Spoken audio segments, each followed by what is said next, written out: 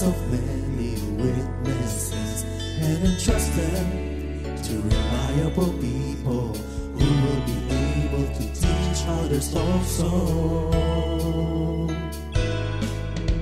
Take the teachings you heard me proclaim in the presence of many witnesses and entrust them to reliable people who will be able to teach others also.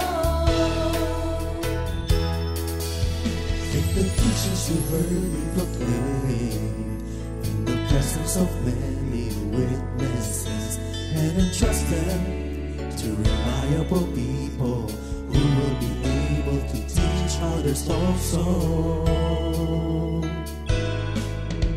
Take the teachings you heard me proclaim in the presence of many witnesses and entrust them to reliable people who will be able to teach others also. 2 Timothy 2:2. Hallelujah, 2 Timothy 2:2. Praise the Lord. 2 Timothy 2:2. You and me, let us proclaim the gospel. 2 Timothy 2:2. Hallelujah. 2 Timothy 2:2. Praise the Lord. 2 Timothy 2:2. You and me, Let us proclaim the gospel of Jesus Christ. Take the teachings you heard me proclaim in the presence of many witnesses and entrust them to reliable people who will be able to teach others also. take the teachings you heard me proclaim in the presence of many witnesses and entrust them to reliable people who will be able to teach others also. 2 Timothy 2:2. Hallelujah, 2 Timothy 2:2. Praise the Lord. 2 Timothy 2:2. You and me, let us proclaim the gospel. 2 Timothy 2:2. Hallelujah. 2 Timothy 2:2. Praise the Lord. 2 Timothy 2:2. You and me, Let us proclaim the gospel of Jesus Christ. The harvest is plenty, but the workers are few. As for me and my house, we will serve the Lord. We will serve the Lord.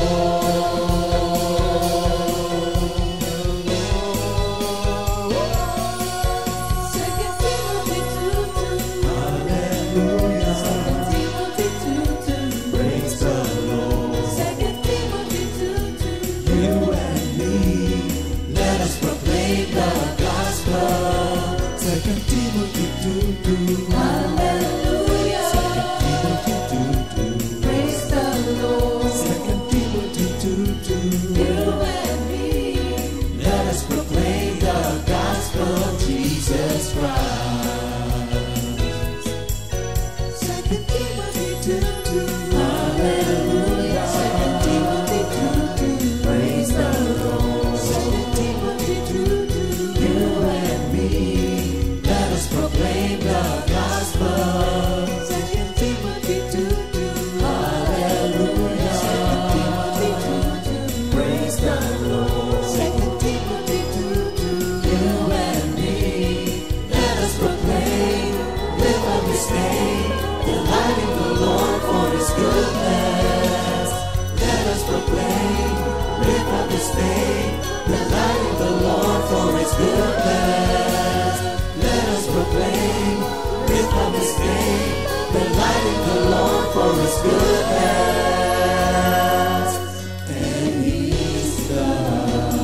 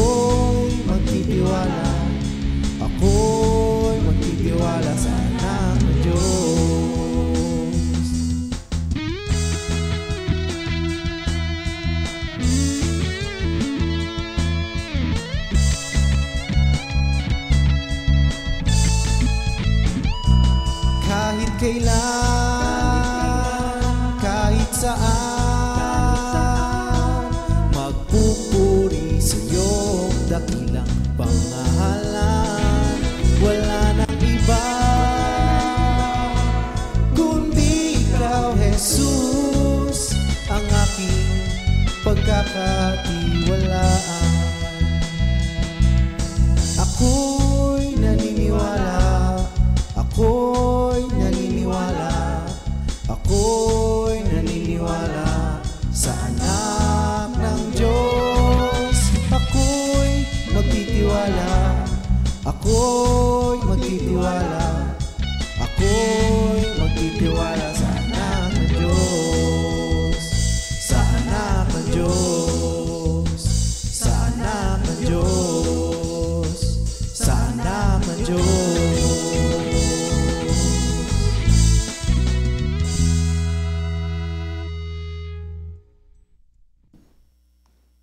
Good morning, Jesus. Purihin ang Panginoon. Thank you Lord sa umagang ito, Minister Ernie. Good morning sa'yo. Good morning. Parang anghang sa'yo. Anghang sa'yo. Good morning sa'yo. Good morning po sa inyong lahat, mga kapatid. Sa umagang ito, tayo po ay muli mag-aaral ng mga salita ng Panginoon. Ang pag-aaral po ay pagpapatuloy po yan, mga kapatid. Hindi ibig sabihin po ay pag narinig na natin at alam na natin ay hinto na tayo. So tuloy-tuloy po ang ating pag-aaral. At ang pagtalakay po natin ngayon ay patungkol sa tinatawag na self-control. At mamaya-maya po ay tatawagin natin ang ating Minister Ernie para po simulan po ang ating pag-aaral. Pero una sa lahat... Pagkatapos po, tatapusin niya. Closing prayer.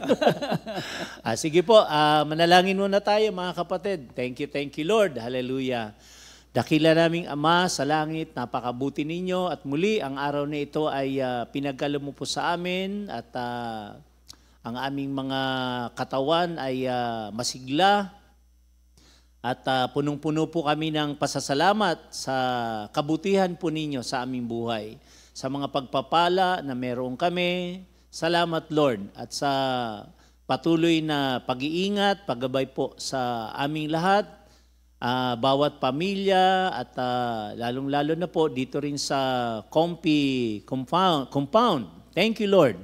Sa lahat po ng mga kapatiran namin na nasa labas, bumabiyahe, nasa bahay, i-bless mo po sila, Panginoon, at matuon ang puso at isipan sa inyong mga salita, sa pakikinig sa umagang ito.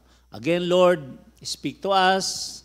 Ang mga anak mo po ay nakikinig. Salamat, Lord. Ito po ang aming dalangin sa pangalan ni Jesus.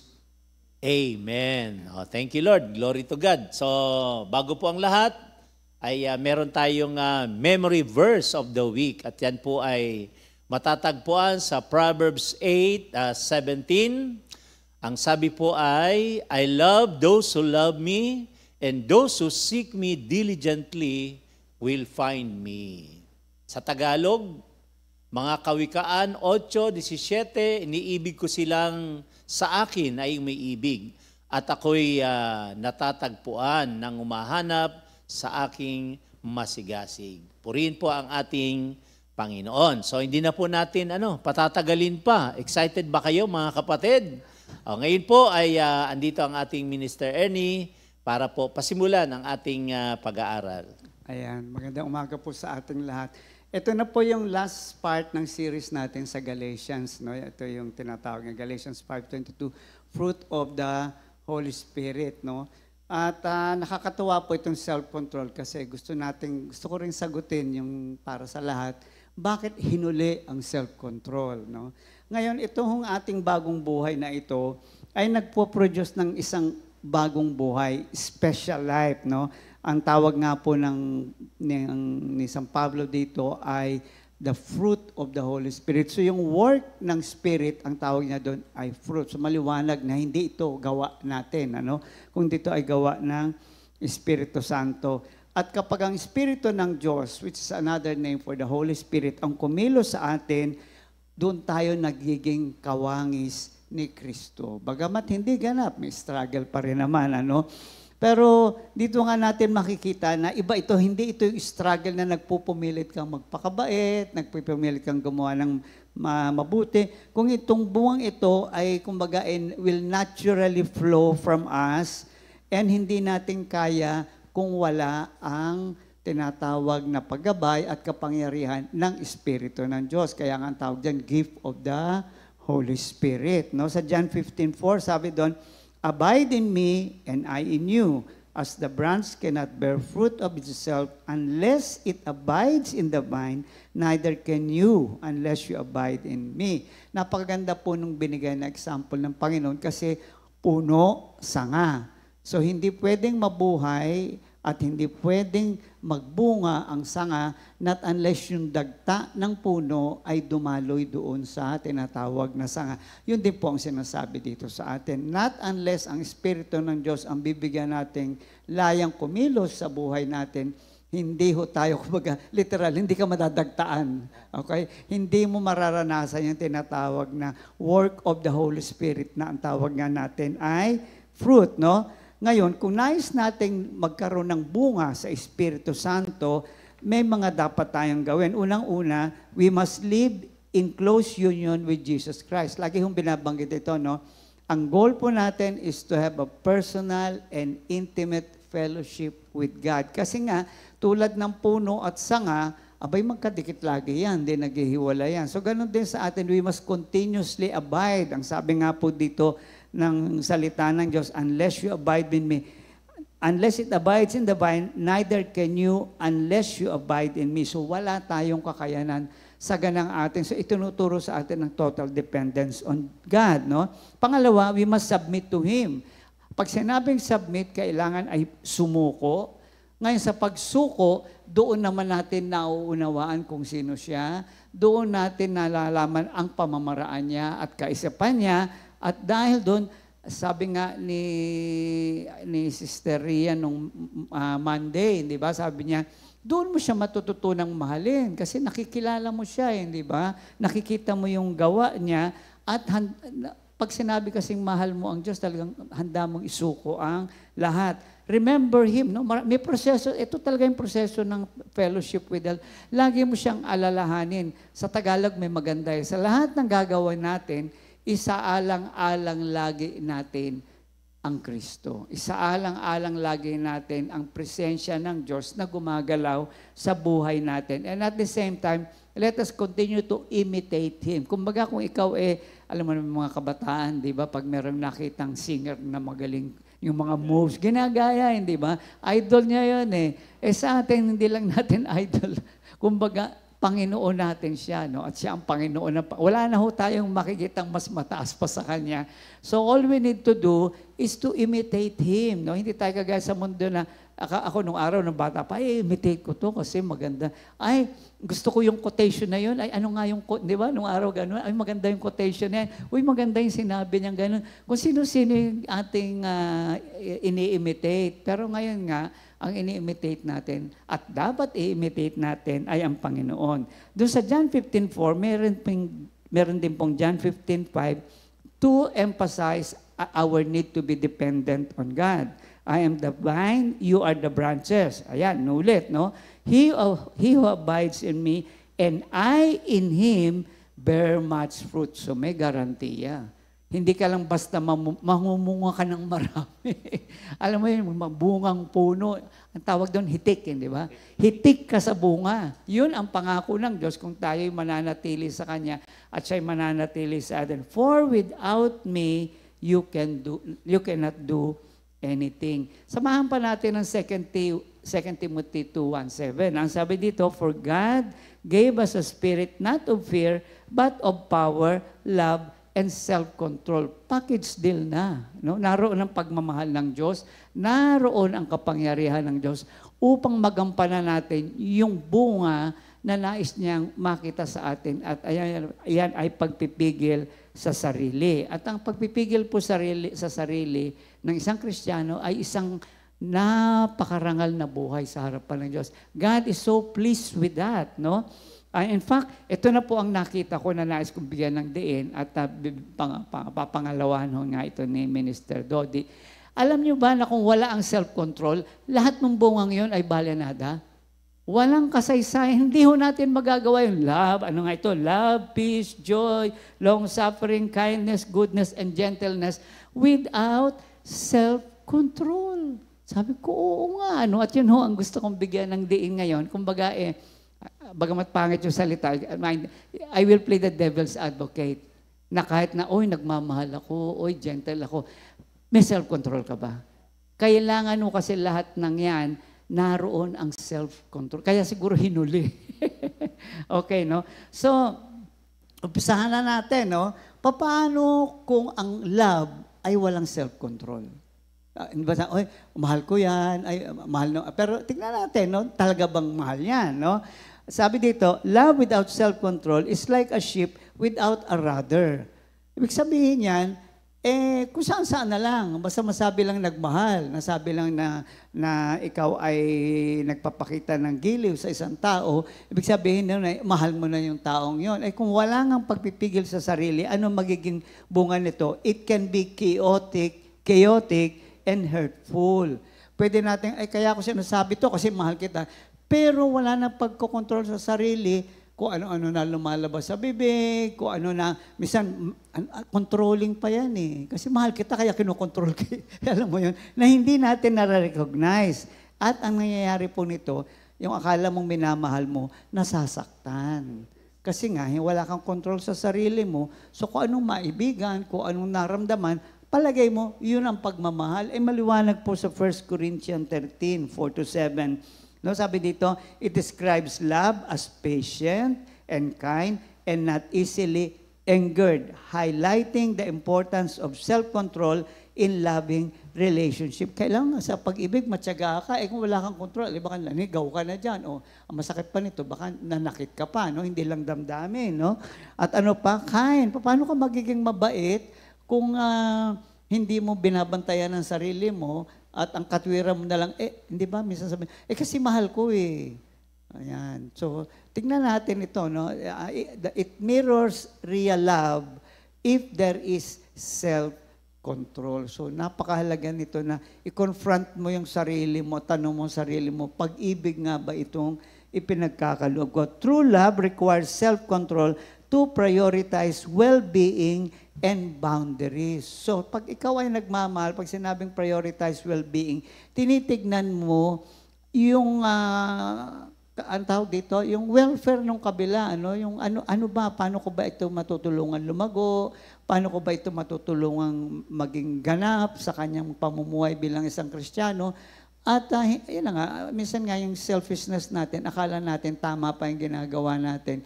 Yung pala, dahil sa walang pagpipigil sarili, dire-diretso na lang. Basta alam ko, tama ito. No? And sa pag-ibig po, may boundaries pa rin. Kahit sa mag-asawa, hindi ba? May boundaries pa rin yan. Hindi pwede na, porket mahal mo yan, kumbaga, lumampas ka na dun sa dapat mong kalagyan. So, mahalaga po no, na ang pag-ibig, unang-una ay bantayan mo ang sarili mo upang maging kapakipakinabang tayo unang-una sa Diyos. Sabi nga natin, nakakarangal ito sa Diyos. At pangalawa ay sa ating kapwa. No? So, ang mahalaga po dito, bago ko, nakalimutan ko banggitin ito, ang self-control po, madalas ang nangyayari sa atin is more of reactionary rather than responding. Hindi yung itong ginawa, galit na ako agad kasi ito nararamdaman ko o nainis ako. Hindi po, ito ay yung tinatawag na paano ba ako tutugon. So, sabi nga natin, bantayan mo ang sarili mo. So, ang taong may control sa sarili, hindi react na react. Kasi mahal kita, kaya hindi, no? Kumbaga, ang magandang ginamit dito is a thoughtful response that is guided by reason more than emotion. So, ang tanong lagi ay, paano ba ako tutugon dito ayon sa katwiran ngayon? Ito ngayon tayo bilang Kristiyano. Ayon sa katwiran ng salita ng Diyos. Ayon sa katwiran ng Diyos. Hindi yung katwiran ko. Kasi kahit tama tayo mga kapatid, pero ang ginamit natin ay katwiran natin, mamaya pakikita natin, mali pa rin pala. Okay? So our response to this situation ay dapat guided nung mga fruit of the Holy Spirit din. Di ba? Magtutugon ako. Ito bang pagtugon ko, may patience. Ito bang pagtugon ko, may gentleness. Di ba? So, hindi ho yung emosyon. Kapag ang emosyon na ang siyang ibinabalik natin, ay hindi ho ito bunga ng Espiritu Santo. Gaano man, how sincere our intentions are, it will not produce the kind of fruit that God wants from us. Ito pa, joy and peace. Isa-isa ko. Joy and peace, no? When we lose control, we lose joy and peace. Totoo naman, di ba? Pag ikaw ay nagalit na, sumigaw ka na, ano ang nanakaw sa atin? Magkasama yan eh. Pag wala kang joy, wala kang peace. Kasi ano ba ang damdamin mo? Unang-una nagkaroon ka ng guilt. Alam mo kasing mali eh. Alam mo nagkamali ka, hindi ba kayo, sorry, kahit mag-sorry tayo, nasaktan natin yun. Yun nga minsan, mag-sorry naman ako eh, kahit nag-sorry ka eh, nasaktan mo na yung tao eh. Dahil nga madalas, ano lang tayo, react lang tayo ng react, imbes na we have that thoughtful response na, paano ba? Kaya tayo matagal, mamaya makita nga natin, hindi tayo kaagad nagre-react. Ano? So, guilt and shame will diminish our joy. Pag hindi ka na masaya, hindi ka na rin masayang gumawa ng mabuti. Minsan. Bakit? Nade-discourage ka eh, right? Naiinis ka rin sa sarili mo. Ba't ba ako ganito? Eh, dapat, di ba? Tapos parang tingin mo sa ako, parang tingin mo sa ang plastic mo, Kristiyano ka pa sinabi pa. So, nakakababa ng moral din. No? Kasi nga, di ba, ang kaaway ay nariyan upang nakawin nga eh. Nanakawin ang ating kagalakan, nanakawin ang ating kapayapaan. Eh, pag nawala ito, paano ka kikilos ng tama? Okay? Sa Isaiah, ito pa, we feel disconnected from God. Kasi nga, guilty ka, hindi ba? Alam naman natin yan. Minsan nga, nag-iisip pa lang tayo ng hindi maganda sa kapwa natin. Sasabihin, Lord, sorry. Kasi alam mo na, di-disconnecta ka eh. Hindi ba? Kumbaga pag ang ang electricity, yung mga kawad, maluwag, ang tendency niyan mag-short circuit eh. Ang susunod yan, sunog na. Di ba totoo yan? Tama ba? Ang tendency niyan mag-short circuit. So, ganun din po, sino-short circuit natin yung relation. Nakadugtong pa naman. Pero delikado na kasi nga, lalo na kung pinapangatwiranan mo yung ginawa mong mali. Kaya nga pagka alam mo mag-short circuit na, kaya nga ang sign po talaga na tayo ay namumuhay ng tama, yung peace and joy hindi dapat mawala. Kaya talagang mahalaga yan. Bantayan natin ang ating sarili, pangalagaan mo, protektahan natin yung joy and peace na yon. Ang ibig sabihin nito, matuto kang magpigil sa sarili mo talaga. Sa Isaiah 59:2, but your iniquities have separated you from God, and your sins have hidden His face from you, so that He will not hear. So may problema na. Sino nag-cause ng problema? Hindi ang Diyos. Hindi yung kapwa mo. Tayo. So madalas talaga tayo gumagawa ng problema sa sarili natin. No? So pangalawa, long suffering sa Tagalog ay pagtitiis at pagtsatsaga. Pag wala tayong pagpipigil sa sarili natin, darating ang point, ayaw mo na magtiis. Ayaw mo na rin magtsaga. Tingnan natin to. It leads to irritability. Pag naiirita ka na, para bang wala naman nangyayari, di ba? Lahat na nga ng sakripisyo, ginawa ko eh. Again, ang problema po ay hindi yung sitwasyon. Kasi yung sitwasyon ay pinahintulot ng Diyos. So ang Diyos ngayon ay humihingi ng tugon sa atin. At ang hinihinging tugon sa atin ay patuloy tayong magtiyaga at magtiis. Ngayon, dun mo ngayon babantayan ang sarili mo. Okay, nasaktan tayo. Okay, nagawan ka ng hindi maganda. Papaano bilang isang Kristiyano, nais ng Diyos na tumugon tayo dun sa sitwasyon na yun upang maging katotohanan yung ating pagiging matyaga at pagtitiis. Minsan kasi, pinagtsatsagaan na kita eh.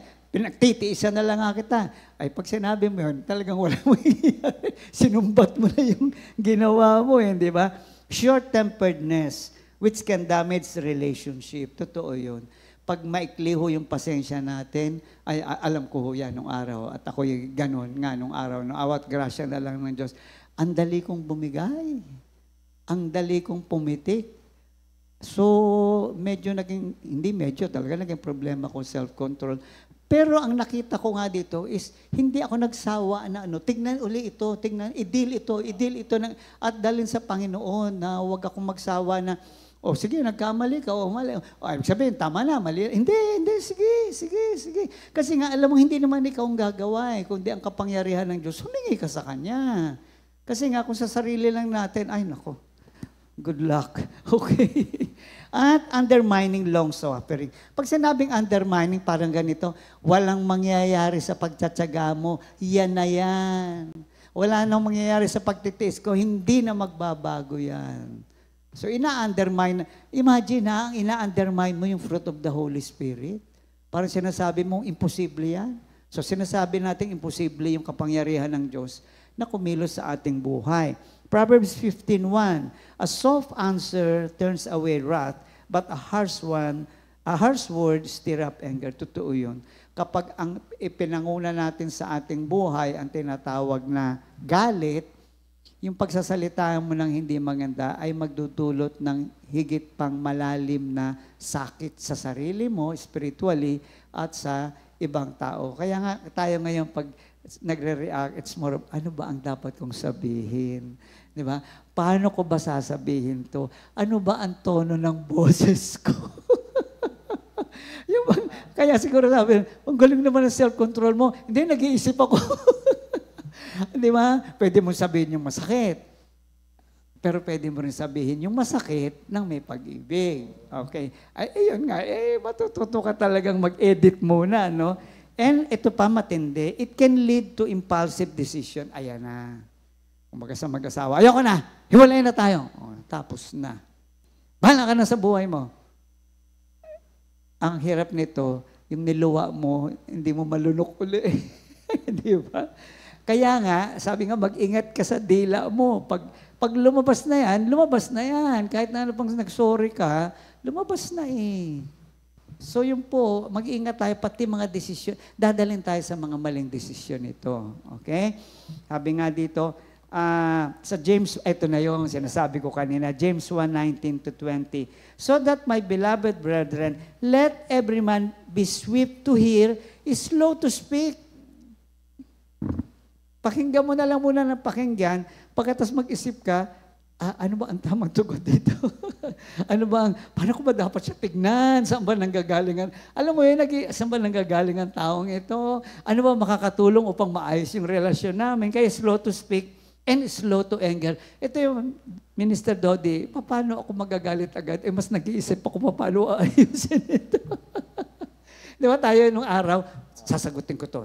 Yan ang sinabi mo, ito sasagot ka. Di ba meron na, bago pa matapos yun, may sagot ka na eh. Inisa-isa mo na. Pero ngayon, slow to anger, kasi mas nag-iisip ka na, paano ba ayusin to? Paano ko ba titignan itong tao? Ano ba ang kapaki-paki? Ayun. Hindi madali yun, pero practice makes perfect. Andyan ang Diyos, andyan ang awa at grasya ng Diyos. For the wrath, ito maganda, for the wrath of man does not produce the righteousness of God. Matagal na tumatak sa akin ito, kasi ibig sabihin ito, gaano man tayo katama, gaano man tayo nasa katwiran, pero ang galit ang siyang pinagtibay mo, ang galit ang itinugon mo, hindi yon magbubunga ng katwiran ng Diyos. Kaganda, di ba? So useless lang pala. Magsisigaw ka niya, magalit ka. Pero ang Diyos, hindi nakita. Wow, no? Talaga naman. Susunod, it makes it harder to cultivate long suffering. Medyo mahaba ang krus na dadaanan. Di ba? Mahabang kalbaryo bago matutunan. Bakit? Proverbs 25:28. Whoever has no rule over his own spirit is like a city broken down without walls. Kapag ang syudad, kagaya ng Intramuros, kaya nilagyan niya ng mga wall, ay para for protection. Pag wala kang self-control, wala ka ng protection. So ang kaaway, labas-pasok na sa'yo. Kayang-kaya ka ng paglaruan ng kaaway kasi nga wala kang self-control. paano ka magkakaroon ng long suffering? Ang mangyayari dyan, ang feeling mo, biktima ka. Yun eh. Kindness, ayan. Ang kindness, at sa Tagalog ito ay kabaitan, di ba? It can lead to hurtful words or action. So, hindi ka mabait sa madaling salita. Kasi, sa totoo lang, pagka tayo walang self-control, mag-iisip ka ng salitang pinakamasakit eh. Yung, papatayin ko to sa sakit eh, na salita. Hindi kita papatayin physical, pero sisiguraduhin ko, ang kaluluwa mo, ang pagkatao mo, kaya kong patayin sa salita. Totoo yun. Totoo yun. At marami na tayong nagawang ganyan. Lalo na kung di lang salita, no? Action pa. Ephesians 4:26-27. Nakakatawa ang Ephesians 4:26-27. Sabi dito, be angry. Ayan. So, pwede naman magalit.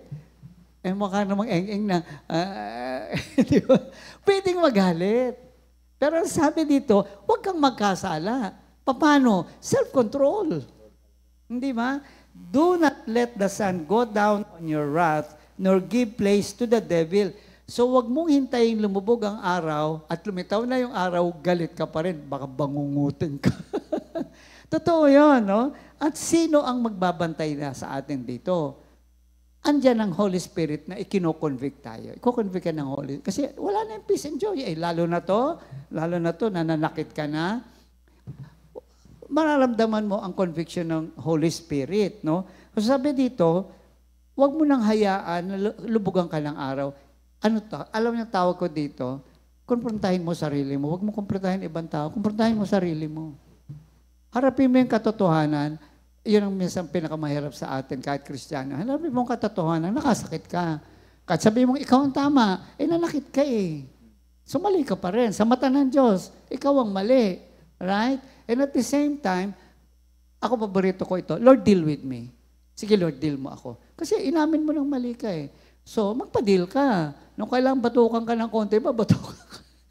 Kung baka bata, matigas ang ulo, alika, dapa, masyadong, alam mo, hindi ka makakuha sa salita. Alika. Sinturon. Abuti kung sinturon lang. Nung araw, kawayan dito, sinturon sa kabila. So, sabi dito, wag mong bigyan ng lugar ang kaaway. So, pag wala tayong self-control, binibigyan natin ang laya ang demonyo na maglabas pumasok. Kaya sabi, do not give a place. Binigyan mo pa ng trono si Satanas. Sinabi mo pa kay Satanas, dito ka umaupo, Satanas, at kailangan kita, galit na galit ako. Sabi, huwag mong bigyan ng lugar si Satanas. Okay?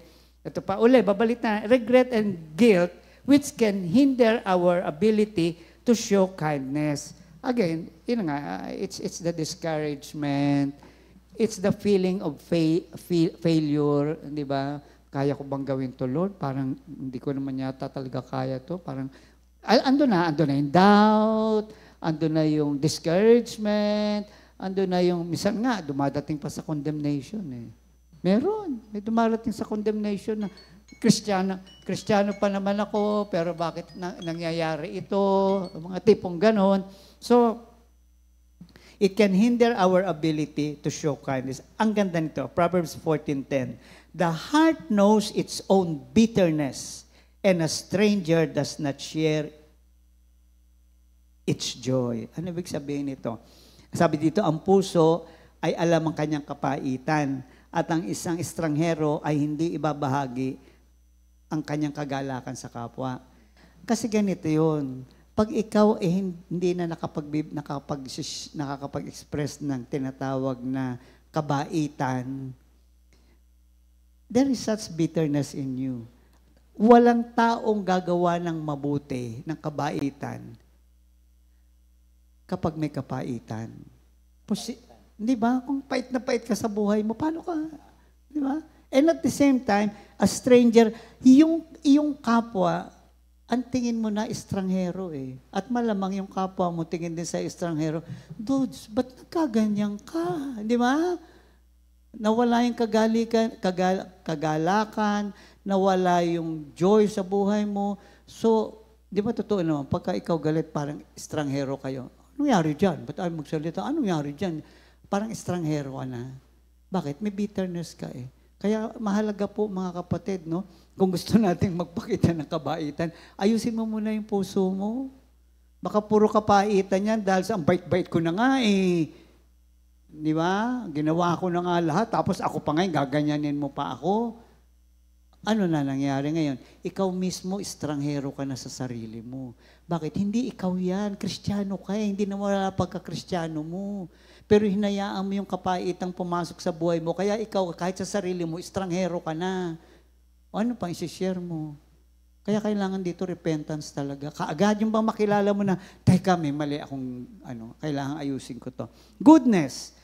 It can lead to harm to others and undermine. Actually, itong goodness at saka kabaitan, di ba? Yung goodness and kindness, halos pareho ito, napagawa ng mabuti.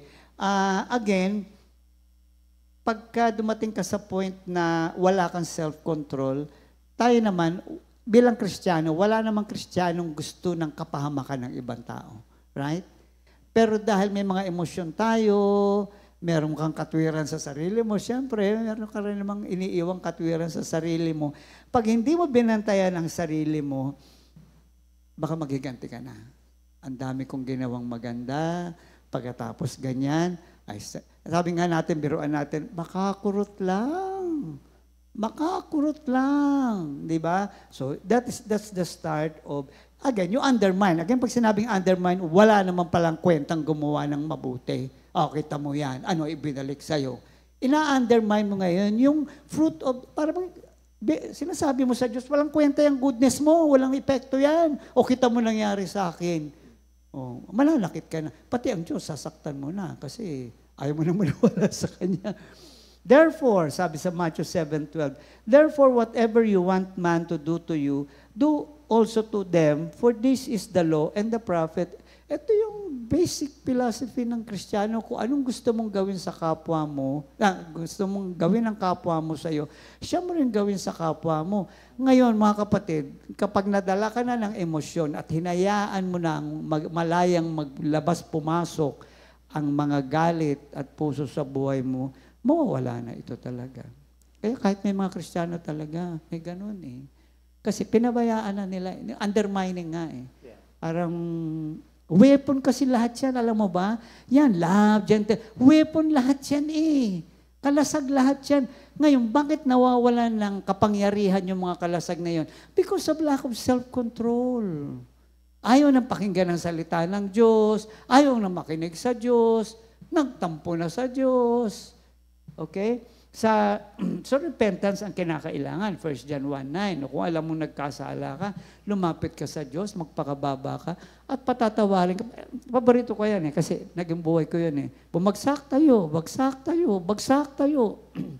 Kasi ang magbabangon sa iyo in the long run ay ang Diyos. Alam niyo ba yung bagsak tayo, bagtak sa iyo, is a sign of humility. Hindi ko sinasabing humble ako. But it's a way of learning humility. Alam mo yung hiyang-hiya ka na sa sarili mo. Alam mo, maling-mali na yung ginawa mo. Tapos, babangon ka uli na parang, kasi ang katwiran natin, hindi pa tapos ang kwento. Okay, nagkamali ako. Inaamin ko naman. Ngayon, kung nandito na lang ako sa baba, saan ako dadamputin? Ano pa mangyayari? Tatayo uli ako. Kung bumagsak ako, tatayo uli ako. Because, remember, God says we are victorious. We are more than conquerors. Yun ang tinitingnan ko by faith. But by faith, I am victorious. By faith, I am a conqueror. Ito nangyayari. Hindi yan natitignan ko. Kaya nga, di ba? What will overcome this world? Sa 1 John ba? O John? 1 John. It's our faith. It's our faith. Na kahit na ano experience mo na ganyan, tignan mo ang sinasabi ng salita ng Diyos. Dahil doon siya masisiyahan sa sinasabi na pinaniniwalaan natin. Panghuli na to, Minister. Gentleness. Naku, isa pa to. Yan. Sa Matthew, sa gentleness naman po ang nangyayari. Okay. Hello po. Double standard. Basahin ko muna Matthew 7:3. And why do you look at the speck in your brother's eye, but do not consider the blank in your eye? Alam niyo bang itong Matthew 7:3 ay kasalanan ng maraming Kristiyano? Kasi alam natin ang Word of God. Mali yung ginagawa niya kasi ayon sa salita ng Diyos. Di ba? Alam ko yung salitang yan, hindi mo sinusunod yan. Kaya kung makapagsalita tayo, wala ng control. Tama ka eh. Right? Tama. Mali talaga siya eh. Pero kung makapagsalita tayo, parang hindi na tayo nagkakamali. At baka nga, sabi nga, ang magnanakaw ay galit sa kapwa magnanakaw. Baka gaya ka galit yan, ginagawa mo rin. Di ba? Kaya ka galit dyan, kasi ginagawa mo rin eh. Ngayon, ang tatawag dyan ay projection. Hindi yung projector sa sine. Ibinabato mo yung atensyon ng tao palayo sa'yo papunta doon sa tao. Para hindi nila mapansin na, kaya minsan galit na galit. Ba't ganyan yung tao yun? Ayun pala, ikaw mismo ginagawa mo yan eh. Kaya nga ba sabi nga, bakit napaka-suspitsosong asawa yan? Eh yung pala siya mismo yun ang ginagawa. Di ba? So ingat tayo doon mga kapatid. Emotional, alam mo ang bubungan nito, emotional instability. Our emotions, biases, and distraction can cloud our judgment, making it hard to identify the real issue. Kinain ka na ng galit. Kinain na tayo ng katwiran natin. Kinain na tayo ng emosyon natin. Hindi mo na makita ngayon kung anong issue. Nadala ka na. So paano pa magiging gentle? Kaya yung iba dumating sa point na nakit na. No? Hindi lang bibig. Talagang ang masakit pa nito, hindi lang nanakit na physical, kakalat pa niya sa buong ba. Alam mo bang nakakatawa nga, minsan sabihin, sinishare ko sa iyo to ha. Bakit? Para ipag-pray. Ano ipag-pray? Chinichismis mo siya. Dadaanin mo pa sa ipag-pray. Yan totoo, chinichismis mo siya. Gusto mo siyang siraan. Nasaan ang gentleness? Pwedeng magsalita ka para mga Ilonggo, mga taga-Taytay. Ay, Ernie, galit ako sa'yo. Yan natural. Kahit mga taga-Talim ganun eh. Di ba mga taga-Talim? Malumanay. Pero ang salita, nakakamatay. Wala nang, gentleness is pagkamahinahon, di ba? Yung, yun. Ito na huling verse, Minister Dudes. Isaiah 41. Ito ang dapat nating tayuan na sinasabi ng salita ng Diyos. Fear not, for I am with you. Be not dismayed, for I am your God. I will strengthen you. I will help you. I will uphold you with my righteous right hand. Lahat tayo somehow dumanas niyan. Emotional instability, no? Na naging rude tayo, naging mapangit yung kilos natin. At bilang Kristiyano, alam nating mali. Pero itong Isaiah 41:10, ang sasabing, huwag ka matakot. Sige, tayo uli anak. Laban uli. Dahil nandyan ako, tutulungan kita. Ang puso ko ay nasa iyo. Ang gandang pangwakas kasi ang Diyos ang nagsasabing, alam kong hindi mo kaya, pero salamat sa awa at grasya kung umaamin ka. Na mali. Tayo anak, no? May pag-asa dahil ako ang kikilos sa buhay mo. This verse reminds us of God's presence and power in our emotional struggles. So nandun hindi tayo iniwanan ng Diyos. Sa kabiguan natin, sa mga pagkakamali, at lahat ito, actually, ito ang kwento ng buhay ng Kristiyano, umiinog dito eh.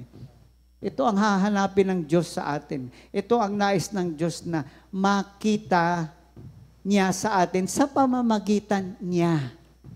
Ha? Hindi ito yung Diyos na, sige nga, Ernie, kaya mo, sige nga, panoorin kita, o pakita ko sa iyo. Hindi. No? Kaya nga, it takes humility to bring about this fruit. Kasi mas madalas ang pag-amin kasi Lord, mali na naman. Di ba? Mali na naman. Sige anak, sige anak. Andyan ang presensya ko, andyan ang kapatawaran ko, andyan ang pag-ibig ko. Tayo uli, tayo uli. At sabi nga natin, finally, ang pag-ibig ng Diyos ang nag-conquer sa atin. We were first conquered before we became a conqueror. We were first overcome by the love of God before we learn how to overcome all of these things. Pinatay muna tayo ng pag-ibig ng Diyos. Na kung hindi ang pag-ibig ng Diyos ang siyang nag-overcome sa atin, nag-conquer sa atin, hindi natin paniniwalaan itong pag-aaral na to at hindi tayo magiging masigasig na gampanan ito. So salamat sa Diyos sa umagang ito na nawa ay mas namulat tayo na at the end of all this fruit, hindi ho yun ang least important. In fact, that is the motivating fact. Kumbaga, yan yung generator eh. Yan yung makinang magpapatakbo lahat. Of course, aside from the Spirit of God. No? Tapos na po ako, Brother Dodge.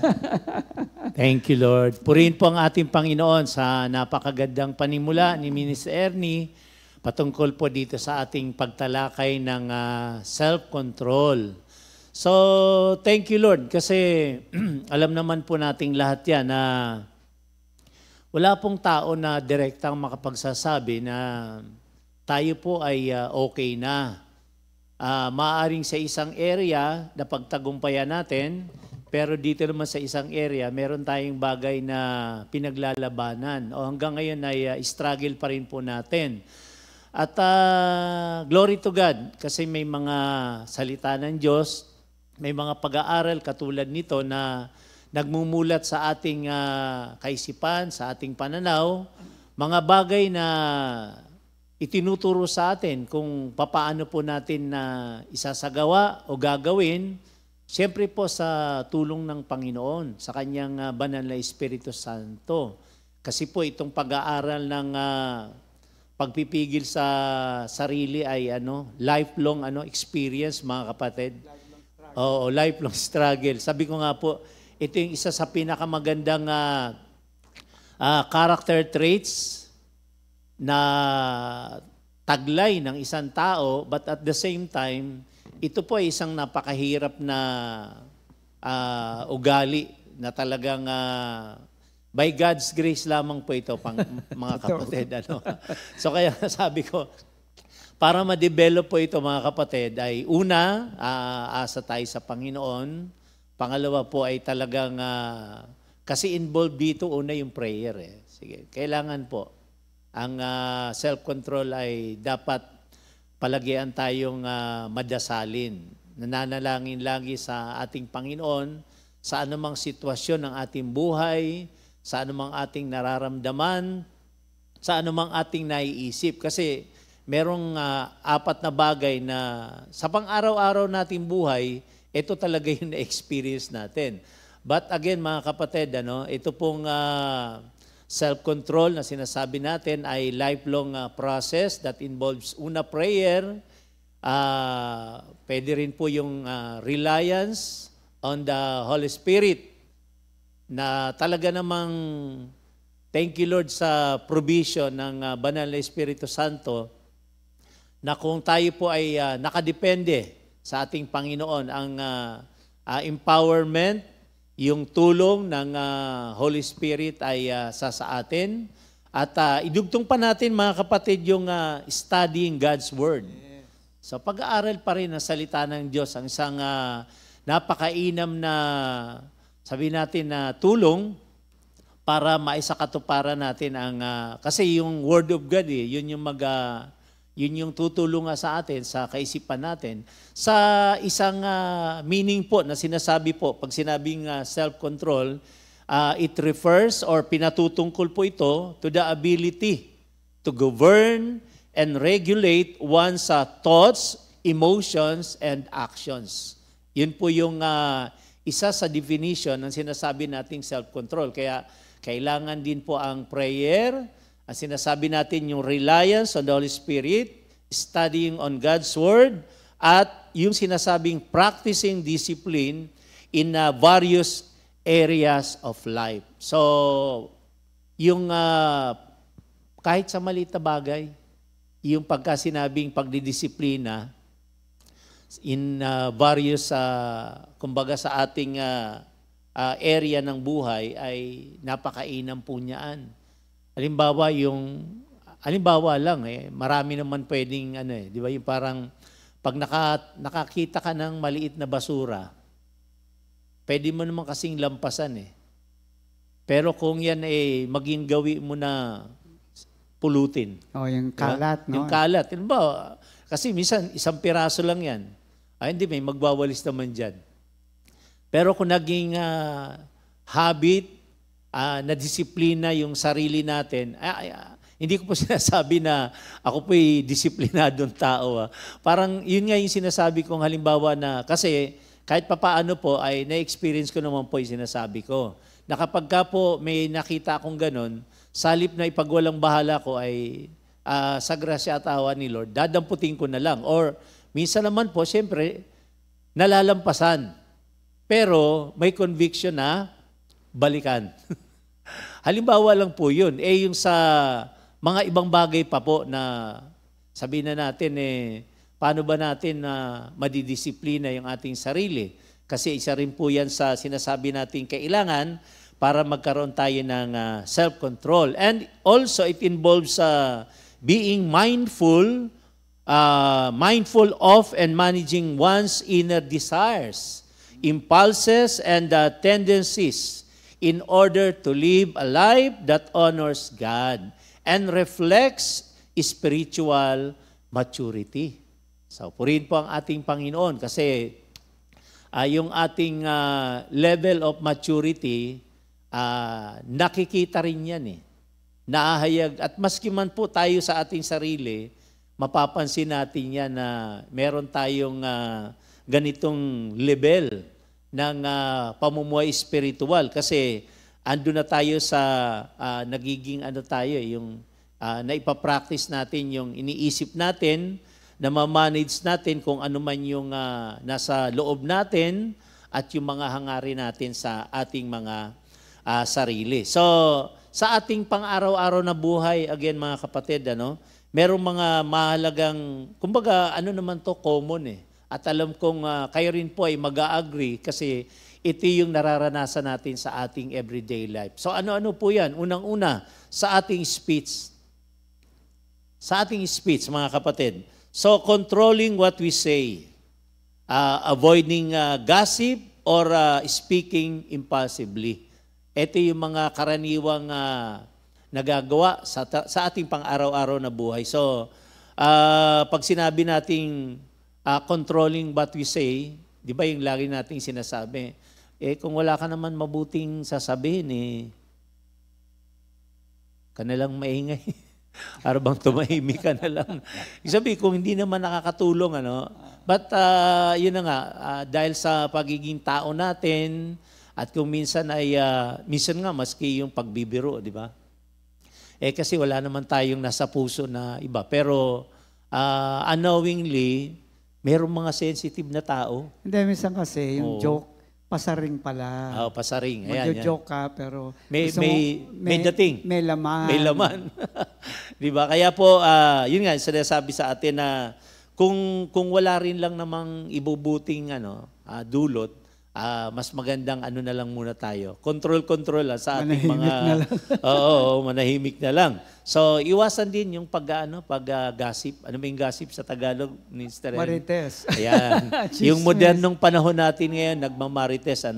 So, yun yung sinishare kanina ni Minister Ernie na akala mo lang, kinikwento mo lang, sinishare mo lang, pero yun na pala yung dating chismis na pala yun. Hindi naman ganun ang dapat na maging buhay natin bilang mga Kristiyano. So, anumang bagay na alam natin, wag na lang muna hanggat hindi naman kailangan o kung hanggat hindi naman tayo tinatanong tungkol sa bagay at wala naman tayong kaalam-alam sa mga pangyayari o bagay-bagay, so na lang tayo. Tahimik na lang tayo. Maski na minsan meron tayong konting nalalaman, meron tayong mga naririnig na mga bagay-bagay tungkol sa mga issues, mas mabuting hindi na lang tayo munang Alam mo, Minister, alam mo yung isang taong may control sa sarili, yung nakatanggap ka ng isang sekreto, tapos hindi mo ibinahagi kahit kanino. Yun. May self-control yun. Thank you, Lord. At Minister niya, thank you, Lord, kasi naalala ko rin naman, marami na rin po akong taong na-encounter, hindi lang dito, maging nung wala pa ako dito sa gawain, may mga personally na lumapit sa akin at may mga sekretong sinabi na ang pakiusap lang wag nang ipamalita, wag nang sabihin sa iba. At hanggang ngayon naman, wala namang hanggang sa kinamatayan na nga rin ng mga tao na may mga sinabi sa atin, pero nanatili tayong, kumbaga, tahimik na hindi naman nakakaapekto sa nakararami, mga kapatid. At sabi pa po rito yung speaking impulsively, ito yung pabigla-bigla, ito yung tumutukoy sa pagsasalita o sabi natin paggawa sa isang bagay na walang pag-iisip o hindi inaalala ang mga kahinatnan. So araw-araw po yan, mga kapatid, kaya ang self-control po ay isang, sabihin na natin, masarap na maging katangian, pero hindi ganun kadali sapagkat sa ating buhay, nasusuong tayo dito, mga kapatid. Tawag nga dyan, bugso ng damdamin. Yan, naku, pagkabugso ng damdamin. Hindi nag-iisip, pagkabugso na ng damdamin, hindi na nag-iisip yun. Ay wala na, talagang anuman ang kahinatnan, bahala na. Thank you, Lord. Pangalawa po, yung ating eating and lifestyle or eating habit, So, kailangan po ay moderation in food, Gusto ko yan. drink, or other physical appetites. Gusto ni Minister Ernie, pero hindi makita sa kanya yung yung sarap ng pagkain. Kasi hindi naman siya masyadong, alam na natin, Hindi na masyado bumibigat. kumakain ang matanda, hindi na masyado kumakain. Ayun lang. Medyo nag-iingat na rin talaga. So, thank you, Lord. Kasi po ay lahat po tayo, pagka yung may pagkain na talagang masarap at marami, yan ay mahirap tanggihan. Nakakalimot sa sarili. Yun nga. May term pa tayo na cheat day, Yung para bang, di ba, ngayon lang naman di ba? Araw-araw, minsan yung cheat day. Araw-araw cheat day. Kaya wala na yung sinasabing moderation sa pagkain. Thank you, Lord, dahil magana naman yung ating sarili, yung appetites natin. Thank you, Lord, sa ganung pakiramdam. Pero pagka parang pinabayaan natin, Minister Ernie? Merong survey doon sa mga lugar. Meron sa Japan, meron sa isang lugar sa Amerika. Tinatanong sila, ba't mahaba ang buhay nyo? Isang tumatak sa akin, sabi nila, kasi pag kumakain kami, pag 80% na ang nakain namin, tumitigil na kami. Ayun. Thank you, Lord. Disiplina. Nabalitaan ko na rin yan, Minister Ernie, So, 80%, ibig sabihin, hindi busog na busog. Hindi busog na busog. Parang kanina lang naranasan ko yan. Sabi ko, sister wife, parang bitin pa yata ako sa kain. Kasi alam mo, hindi mo pa nararamdaman yung nabusog ka. Parang gusto mo pang kumain. Pero tama na sana yun Tama. Kaya lang yun nga, gusto mo pa ito. Kasi nag-overwork ang system natin. Ayun. So kapag kailangan, sobra. hindi talagang sobra-sobra. And thank you, Lord, na napapaalalahanan po tayo sa bagay na yan. At hindi madali talaga, mga kapatid. Kasi pag nakaharap ka na sa pagkain, lalo na yung mga paborito mo. Ang katwiran kasi, andyan na yan. Andyan na yan. Talo-talo na. Para bang ngayon lang naman yan Di ba? So, ito po, mga kapatid, yung pang-araw-araw nating nararanasan. At sunod natin yung emotions. So, speech, eating habit, and lifestyle. Yung emotions. So, ito yung sinasabing managing anger, lust, or anxiety in a godly way. Meron palang anxiety in a godly way. Ang anxiety kasi, ang tawag ngayon dyan, overthinking. Overthinking. Isip ka ng isip, gumagawa ka ng kwentong wala pa. Kaya nagiging anxious. Overthinking. Wala pa sobra na mag-isip. Para bang advance. Di ba? Advance mga kapatid. So pagdating sa emotions, lahat naman tayo may emotions. At siyempre, pag hindi po natin manage, katulad ng anger, ay talagang marami tayong magiging kaaway. Sabi nga, kasi siyempre, kahit papaano naman, may mga taong may nasasabi sa likod natin. Para bang, di ba? May mga ganun Kahit papaano may magsasalita na tungkol sa'yo, sa likuran mo. Ngayon, nalaman mo, ibig sabihin, ano ba ang, susugurin ba o pakikisamahan pa rin? Paborito ko dyan, ano eh, hayain na. Hayain na. Hayain. Pero minsan parang lalabas na plastic. Pero alam niyo hindi pala plastic Hindi, 'yon. hindi. Ang tawag doon manner. Kasi kung alam mo nang ginaganon ka, tapos mabuti ka pa rin makitungo, o kaya ay siyempre, nananahimik ka lang naman, hinayaan mo lang naman, alam naman ni Lord yun eh. Oo. So hindi ka plastikan yun. Hindi. Ang plastic pala, kapag ka ginagawan ka na ng masama, tapos pinakikitaan mo pa rin ng mabuti. Hindi, ang plastic is nakikisama ka. Oo. Pero sa likod ng isip mo, madulas ka sana. Yun, may panalangin malasin na ka. ano. Oo, mali ang puso sa madaling ikapapahamak. salita. So, Oo. mali ang puso, ano, Pero mga kung kapatid. tama ang puso, hindi ka plastic. Ayan, thank you, Lord. So, nandun tayo sa emotions na everyday nararanasan natin sa loob ng bahay, paglabas natin ng bahay, nag-aalala tayo sa kung ano-anong maraming bagay.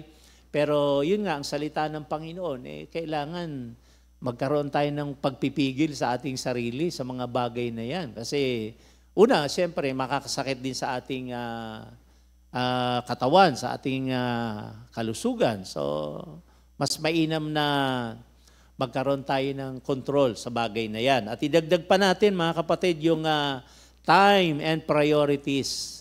So, ito po ay ating mga nararanasan sa ating buhay araw-araw. So, being discipline and how we spend our time and energy. Pagka sinabing yung patungkol sa time and priorities natin. So, wag natin sayangin yung ating lakas sa mga bagay na hindi naman masyadong halaga. Ano ba yung inuuna natin?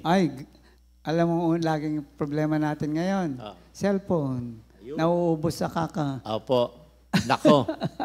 At marami namang sinasabi na hindi rin pabor sa kalusugan natin. Lalo na yung mga inaabot ng madaling araw. Pero nga akong napapansin na may edad na rin naman, dati namang hindi nakayuko. Yung sabi mo kanina, ano ba yung naka-sub-sub na yung ulo? Sabi ko, kasi hindi naman dating gano'n. Baka kako yun ang dahilan kung bakit anong term na ginamit mo? Nakayukod. Yukod na ba? Yukod? Yukod, nakagano so, na. parang naisip ko lang at di ko pa naman nasasabi sa tao na siguro sanhi ng pagsi-cellphone yan. Laging addiction ang ano ang cellphone is a form of addiction. Opo. Addiction po talaga. So, kung yun yung nagiging priority natin, nauubos yung oras natin, kailangan may pagpipigil talaga, mga kapatid. Kung papaano man si Lord na ang magbigay ng sa atin. Kailangan grasya. lang pag-amin na may problema siya. Doon magsisimula yun. Aminin mo may problema ka. Pero pag kasi wala, hindi maayos yan. So, purihin po ang ating Panginoon. So, ang pag-aaral sa self-control ay malawak po yan, mga kapatid, pero isa lang din naman po ang, binibigyan natin ng pansin, yung talagang kailangan po natin ng tulong ng ating Panginoon, pagbabad sa salita ng Diyos, mga kapatid, o pagdidisiplina sa ating mga desire sa puso. Alam niyo sa Greek word, nakita ko po yung egkrateia. Egkrateia po sa Greek word, ang self-control, which means self-discipline or mastery over one's desires and impulses. Yun po yung pinaka-isang definition. It's about having control over one's own appetites, emotions, and actions, katulad po ng nabanggit natin kanina. And sa Galatians 5:17, mga kapatid, kaya po sinasabi rito sa atin na kailangan natin ng tulong ng Banal na Espiritu Santo kasi meron po talagang conflict between the flesh and the spirit. Ang sabi po dyan ay, for the flesh desires what is contrary to the spirit, and the spirit what is contrary to the flesh. So, kailangan po doon tayo sa pamumuhay ayon sa Espiritu. At ito yung sinasabi sa verse 16. So I say, walk by the Spirit, and you will not gratify the desires of the flesh. Kumbaga sa Tagalog, ito ang sinasabi ko sa inyo, ang Espiritu ang gawin ninyong patnubay sa inyong buhay at huwag ninyong susundin ang pita ng laman. Amen? So bakit po importante ang self-control? Sapagkat una, it leads to perseverance.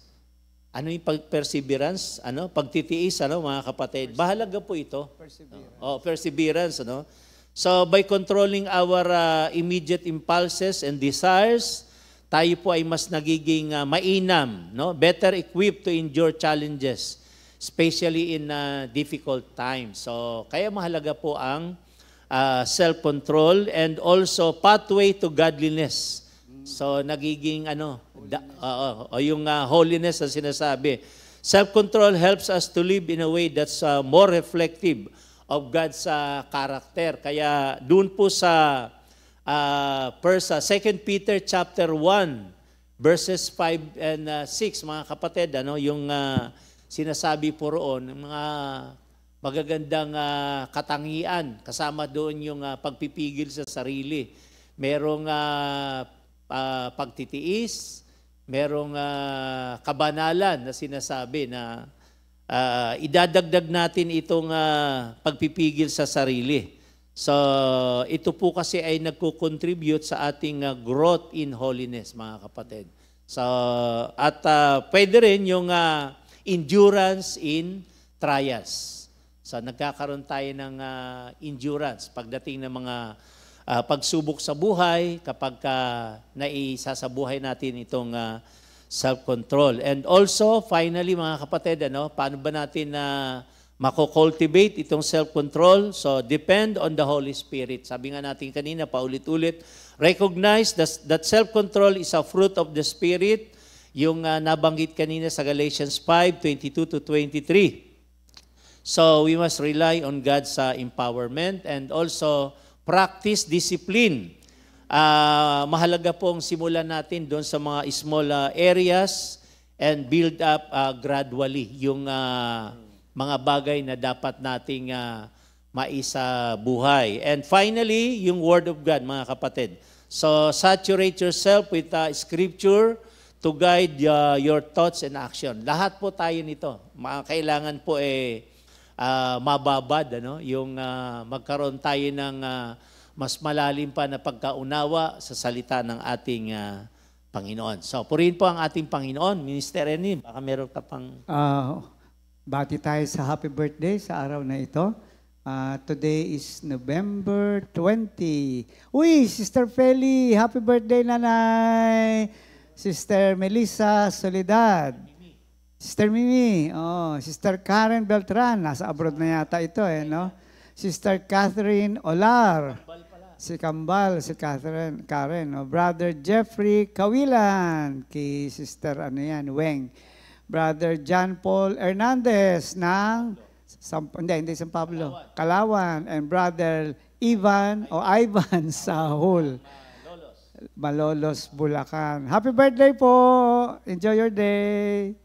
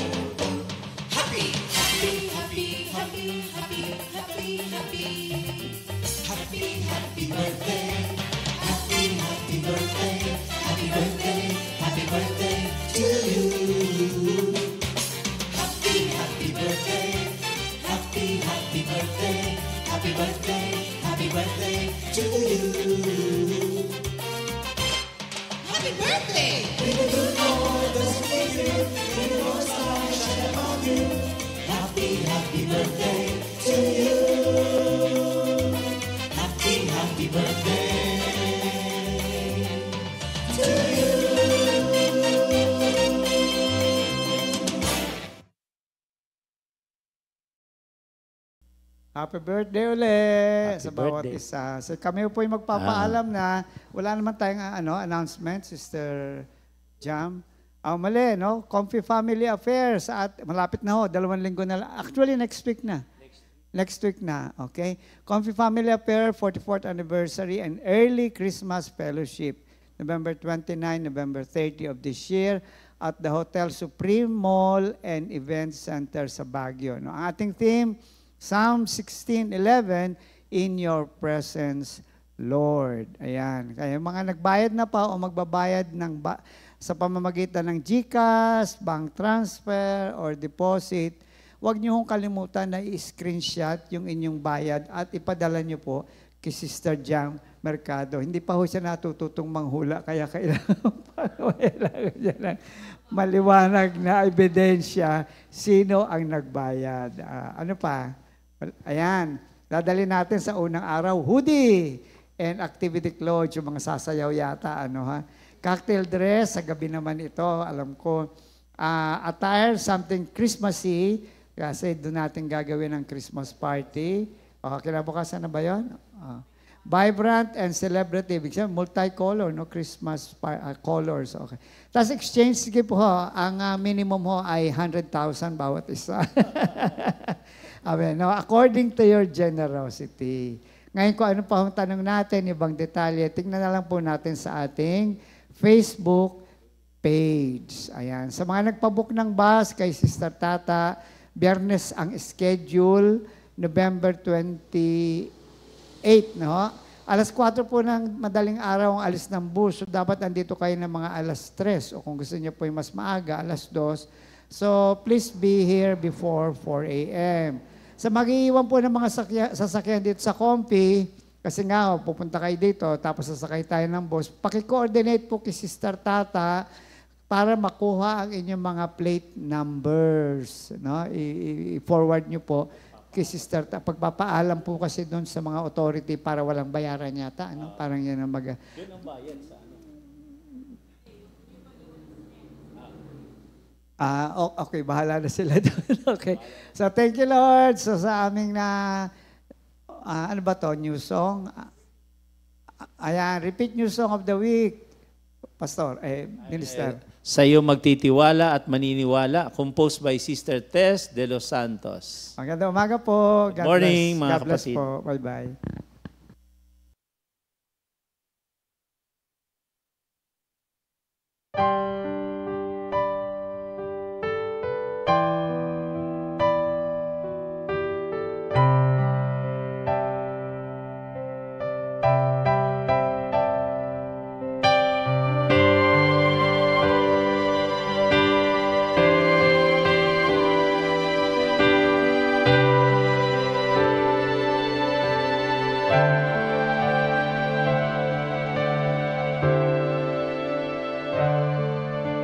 Akala ko'y malakas ako, akala ko'y matatag ako, nakalimutan ng pagsamba sa'yo. Akala ko kasi kaya ko na mag-isa. Maling-mali ako sa kapalaluan ko. Maling-mali ako sa kayabangan ko. Isang tapik lang sa akin bumuwal ako.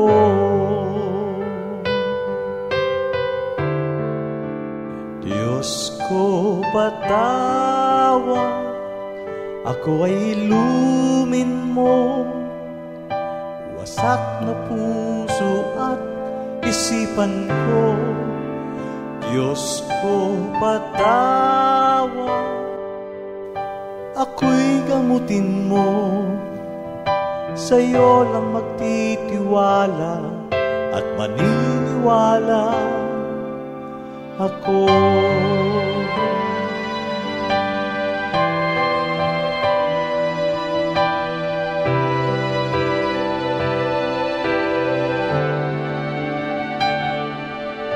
Akala ko'y malakas ako, akala ko'y matatag ako, nakalimutan ng pagsamba sa'yo. Akala ko kasi kaya ko nang mag-isa. Maling-mali ako sa kapalaluan ko. Maling-mali ako sa kayabangan ko. Isang tapik lang sa akin bumuwal ako.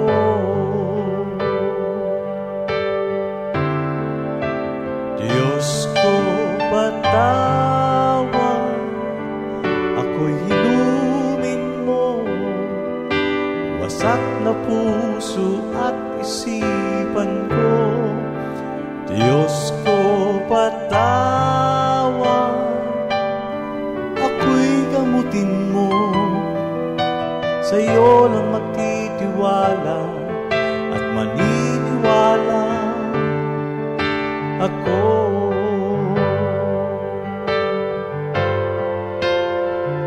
Kailangan kita,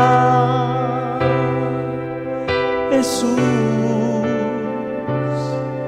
sa buhay ko.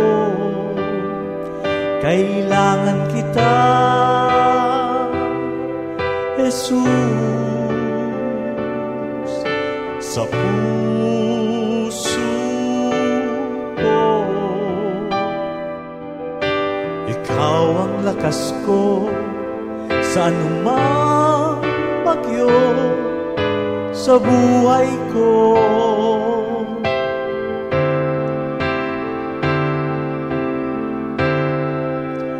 Diyos ko, patawad, ako ay ilumin mo.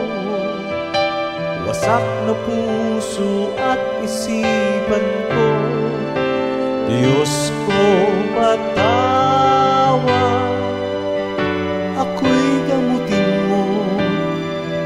Sa'yo lang magtitiwala at maniniwala ako.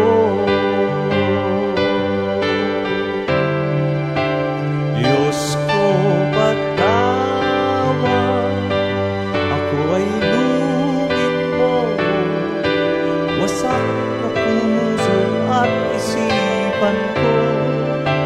Diyos ko, patawad, ako'y gamutin mo. Sa'yo lang magtitiwala at maniniwala ako.